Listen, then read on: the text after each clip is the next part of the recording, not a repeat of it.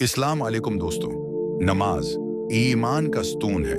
ये अल्लाह से बंदे का वो राज व नियाज है जो बंदे को अपने रब के करीब कर देता है। लेकिन सवाल ये है कि क्या हम वाकई नमाज में वो कैफियत, वो खुशुआ, वो खुजुआ महसूस करते हैं जिसका कुरान व हदीस में तज़किरा है। आइए जानते हैं कि नमाज में खुशुआ व खुजुआ कैसे हासिल किया जा सकता है। दिल की तैयारी।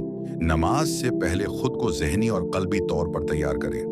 वजू करते हुए नियत करें कि मैं अपने रब से मुलाकात के लिए जा रहा हूँ। वजू सिर्फ जिस्म की सफाई नहीं बल्कि रूह की तैयारी भी है।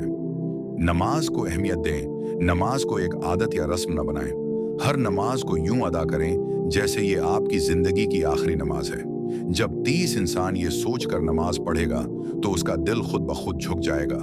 कुरान की तलावत को समझकर पढ़ें। नमाज में हम जो आयात तलावत करते हैं उनके मानी और मफहूम को समझने की कोशिश करें। जब हमें ये एहसास होगा कि हम क्या पढ़ रहे हैं तो दिल का झुकाव खुद पैदा हो जाएगा। दुनिया से कट जाना। नमाज के दौरान दुनियावी ख्यालात, कारोबार, मोबाइल, लोगों की फिक्र, सब कुछ जहन से निकाल दें। उस लम्हे सिर्फ आप और आपका रब है। सुकून से नमाज पढ़ें, जल्दी ना करें। हर रुक्न को इत्मीनान से अदा करें। रुकुआ, सजदा, क़ियाम, क़ादा हर मकाम पर रखें और दुआ को दिल से पढ़ें। सजदे को गहराई से महसूस करें। सजदा वो लम्हा है जब बंदा अल्लाह के सबसे करीब होता है।